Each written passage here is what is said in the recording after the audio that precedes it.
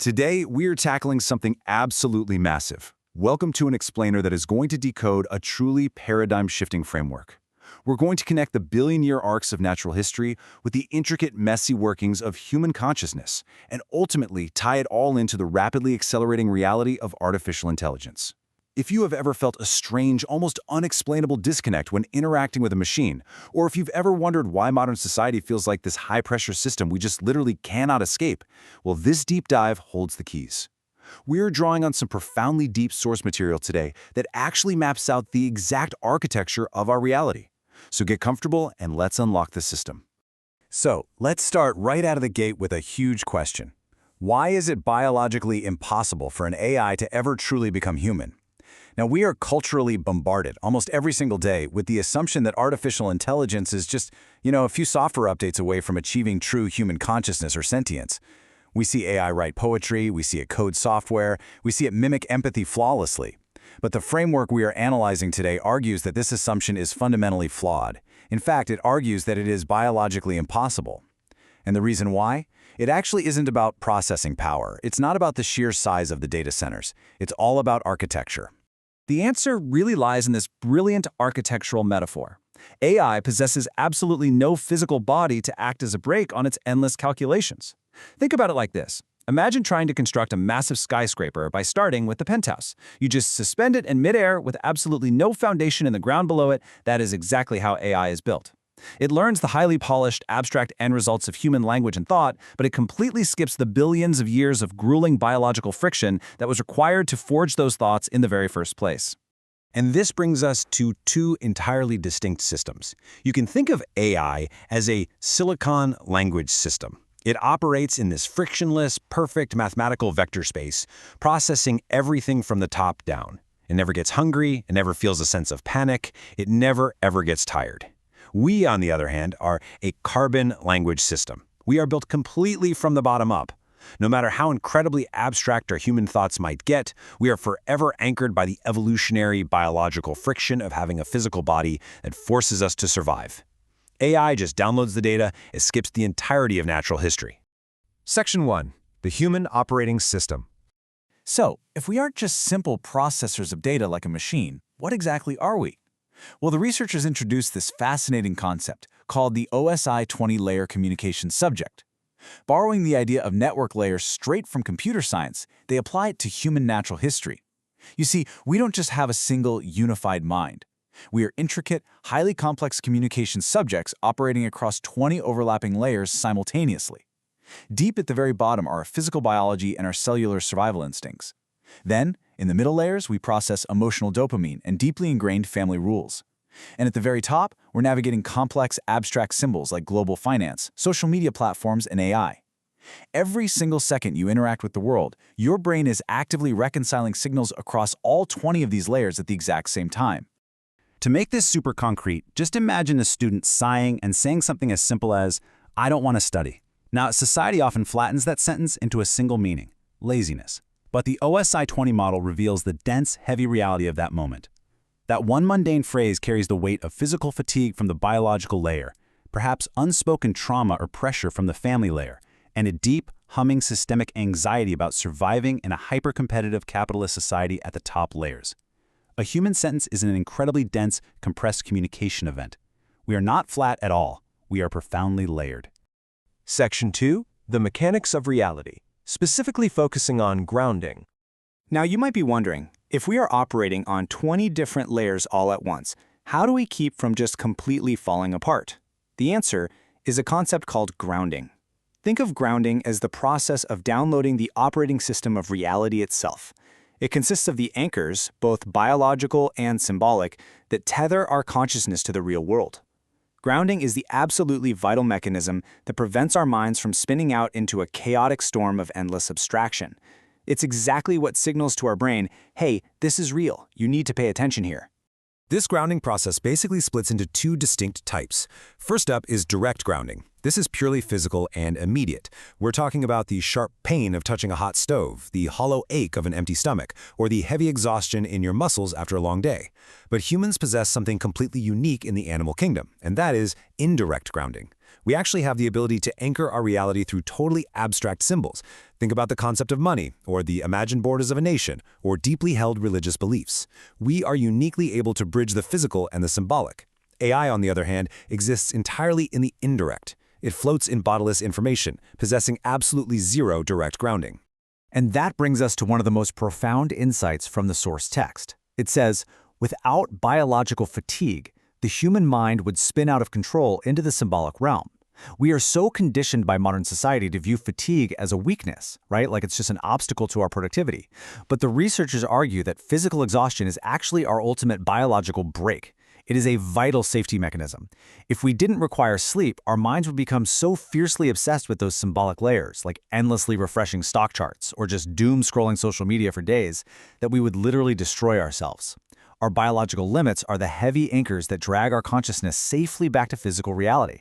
It is a brilliant safety feature that AI completely lacks. Section 3. The strict, rigorous society. But what actually happens when the environment we live in starts messing with those delicate grounding mechanisms? The sources describe our modern world as the strict, rigorous society, and they summarize it with this genuinely chilling concept. We are trapped in an infinitely expanding Excel spreadsheet. This modern capitalist system manages human beings through relentless evaluation, constant scoring, and endless metrics. Every single person is sorted into a tiny, isolated cell in this giant spreadsheet, constantly pressured to optimize their performance, prove their worth, and frankly, live in constant fear of failure. It is a society that completely prioritizes rigid data and compliance over genuine, messy human history. And there is an urgent, systemic consequence to living inside this spreadsheet. The system is intentionally designed to prioritize manageable, highly evaluated, and compliant individuals. The sheer, crushing pressure of constant evaluation strips away our psychological bandwidth. It actively removes our ability to step back and ask, wait, why are we fighting inside this spreadsheet in the first place? Who even designed these scoring rules to begin with? It prevents us from maturing into what the text calls a true historical subject. Section 4. Distorted grounding and darkened subjects. So, what is the fallout of all this? When human beings are subjected to this immense systemic pressure and literally robbed of the energy to fight the actual system, that energy doesn't just disappear. It goes underground. The sources identify this exact phenomenon as distorted grounding. Think of a live electrical current. When it can't find a proper, safe ground, it violently shocks whatever it touches. Similarly, when individuals suffer trauma from massive, invisible systemic failures, like crushing economic anxiety, they redirect that energy. Unable to fight the massive, faceless matrix, they mistakenly ground their anger toward easy, visible, and often completely unrelated targets. This is exactly how the system weaponizes personal pain, using what the researchers call symbolic Legos. The strict, rigorous society shatters our infantile traumas, our deep fears of failure, and our social anxieties into little building blocks. And then, these blocks are eagerly scooped up by digital platforms and political actors, who reassemble them into highly toxic behaviors. We see this manifest everywhere, from extreme toxic behavior in gaming communities to deeply hostile, incredibly polarized political echo chambers. The pain people feel is entirely real, but their grounding has been completely distorted and misdirected by the system itself. This distorted grounding traps people in a vicious, inescapable loop, creating what the text calls the darkened subject. It operates just like a predictable reflex arc. Step 1. A digital or social stimulus triggers you on your screen. Step 2. It instantly bypasses all logic and triggers a raw, deeply buried emotion, usually intense anger or anxiety. Step 3. This immediately forces a thoughtless reaction, leaving a toxic comment or joining a digital mob. Step 4. In return, the system feeds you a short, cheap dopamine hit. And Step 5, the cycle repeats. This loop slowly strips away our complex humanity, turning us into highly predictable, reactionary nodes that exist merely to generate engagement for the spreadsheet. Section 5. The rebirth of the historical subject. Now, I know it's a pretty bleak picture of the matrix we find ourselves in, but the source material offers a really profound blueprint for escape, becoming a historical subject. This is the ultimate antidote. A historical subject is an individual who finally wakes up.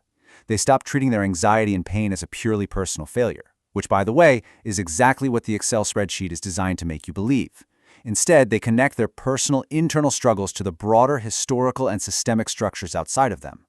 They see the matrix for what it truly is, and they realize they have the agency to rewrite its rules rather than just merely surviving under them. The very first absolutely imperative step to this rebirth is breaking that reflex arc we talked about. You have to intentionally force a gap between the digital stimulus and your response. The text challenges us to reject the immediate, easy reflexes of mockery, blind consumption, or thoughtless outrage. We must actively shift our grounding away from the cheap, incredibly fast dopamine of the digital spreadsheet and intentionally move toward high-reward, deep grounding that is rooted in a shared human reality. To actually achieve this, the researchers outline 6 vital pillars of rebirth. First is solidarity, recognizing that your personal pain is deeply, deeply connected to the pain of those around you. Second is democratic struggle, choosing to fight the systemic rules non-violently to enact real change, rather than violently attacking scapegoats. Third is empathy, forcing yourself to see people as complex, 20-layer beings, not just as statistics or competitors. Fourth is deep emotion, seeking out profound, difficult human connections over shallow, fleeting internet outrage. Fifth is self-reflection, doing the incredibly hard work of recognizing exactly how the system's toxic rules have infected your own mind. And finally, dedication, committing the necessary time and real energy to rebuilding a collaborative world. These are the practices required to re-anchor our consciousness to something real. So, we have explored the immense depths of human consciousness, the stark limitations of bodiless AI, and the crushing pressures of a society that literally wants to reduce us to isolated cells in a spreadsheet. This entire framework leaves us with a lingering, provocative choice. Will you remain a fragmented piece of symbolic Lego, endlessly and mindlessly reacting within the system's matrix?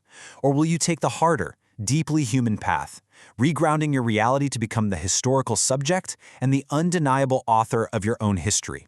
The choice of where you drop your anchor is entirely up to you. Keep questioning the layers around you, and thanks for joining this explainer.